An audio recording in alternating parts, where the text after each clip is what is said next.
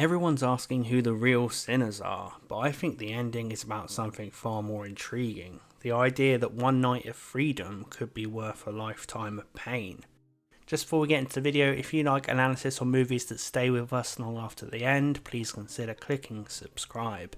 Sinners follows twin brothers Stack and Smoke, who return home hoping to build something of their own, a juke joint where their community can gather and escape the weight of the world for a night. They recruit musicians including young Sammy, whose priest father condemns music as sinful and dangerous. The club opens, and for a brief moment it becomes exactly what they dreamed of: laughter, music and freedom.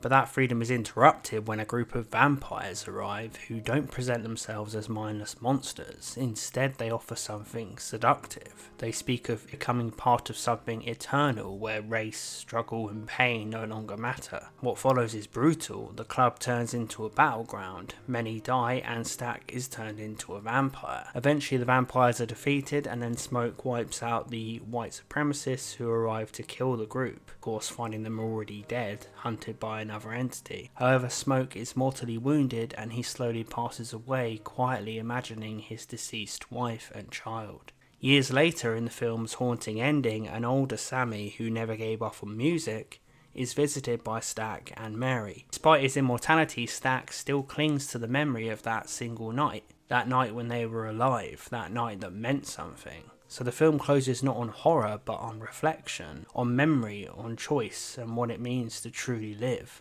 That ending is strangely touching. Before everything collapses into blood and chaos, before innocence is lost, there's that day, that music, that feeling. And Sammy says it plainly when Stack visits him. But before the sun went down, I think that was the best day of my life. Was it like that for you? No doubt about it.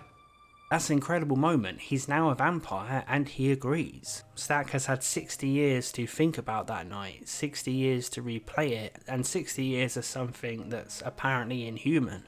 And yet, he buys Sammy's records, he follows his music, he chooses to spare him. And that choice matters, because if Stack was purely monstrous, he wouldn't hesitate, but he does. And that's not because he's a weak vampire, it's because he chooses to still remember. Sammy's innocence, his optimism, his music, that brief window where they weren't trapped in survival or violence or shame. The night when they were just free. And what Sinners seems to suggest is that even if that freedom is fleeting, even if it collapses, it still counts. And I think that's such an interesting idea. It forces you to ask, if you can only get one day like that in your life, is it worth the pain that precedes or follows it? I love how the ending scene is shot. It immediately reminded me of Interview with the Vampire. I don't know, just the way that it shows time passes, but not for them. The way immortals have had to update their look, adjust to new eras, blend into new decades. Just the whole 90s aesthetic, I don't know, it just reminded me of it. Stack and Mary's visit isn't about menace. It represents the idea that time may pass, but we as humans hold on to moments. And in this world, the vampires apparently do too, or have the ability to. And it's the idea that it can take enormous trauma to create the contrast that makes a beautiful night glow the way it does. Maybe you only fully understand how good something was when it's gone. It's a thought-provoking idea, but it's delivered gently in that scene. And it's incredible that after such a brutal film, the ending leaves you not empty, but melancholy. Maybe even, dare I say it, happy. The vampires in this film are incredibly interesting. They don't present themselves as vicious. They don't talk like monsters desperate to feed. They talk about saving people. They talk about community and freedom. About escaping the restraints of the world, religion, racism, judgment, past pain. In their world, everyone is the same. And for the characters we're following, people forced to build their own spaces just to feel safe, people who struggle to open businesses, to love freely, to simply exist, that offer is seductive. The vampires are basically cult-like in this movie. They offer an easy answer to complex suffering. The film understands the exhaustion of being alive in a world that constantly pushes back against you. The pain of racism, of rejection, and of not being understood.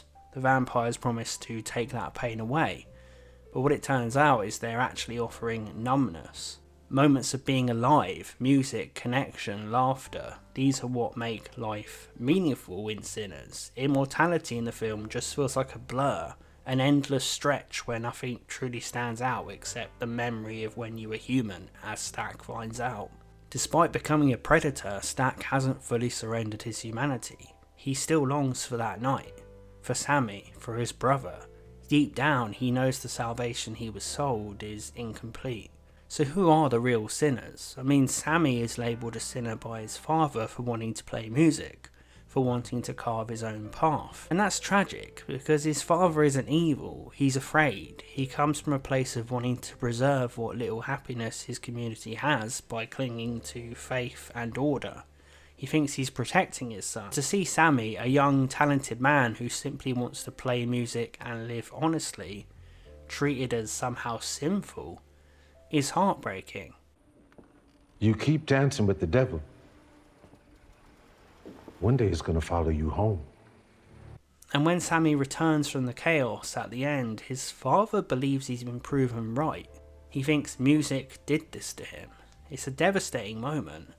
But Sammy doesn't give up. He plays into his old age. He keeps going. He meets Stack again at the end. He never abandons himself. There's something incredibly strong about that. Being true to yourself, making yourself and others happy. Surely that can't be sinful. The brothers, in a conventional sense, are sinners. They've taken underhanded routes. They operate in moral grey areas. But the film makes it clear they've been forced there. They're constantly on the edge of being wiped out by a rigged system. Their desire isn't domination, it's release. It's giving their people one night of joy. If they bend the rules to create that space, is that worse than never creating it at all? Stack, even as a vampire, cannot be fully condemned. At the end, he still has mercy. He still has memory. He still has some compassion. Smoke sits there imagining a possible future that he lost. A child. A family. So these are not hollow men. They've been forced to be tough, hardened by the world, and in Stack's case, turned into something predatory. But the fact he hasn't fully surrendered himself to that darkness is telling, because neither of these are the mark of a true sinner. The film makes something very clear. The enemy is not whiteness, but it's supremacy itself. The white supremacists who are planning to wipe everyone out in the club are just as predatory as the vampires. In fact, they mirror them. Both believe they are morally justified. Both see others as expendable. Both remove empathy. The vampires claim they are offering equality, but they strap away morality entirely. They don't solve the human condition, they just walk away from it. And the men who plan to slaughter innocent people because of race, they've already abandoned their moral compass. Their belief in superiority is just another form of vampirism. The ultimate sinners are the predators, those who exploit, those who dehumanize. Everyone else in the film is just trying, imperfectly, messily, to survive and feel alive. And maybe that's the final point.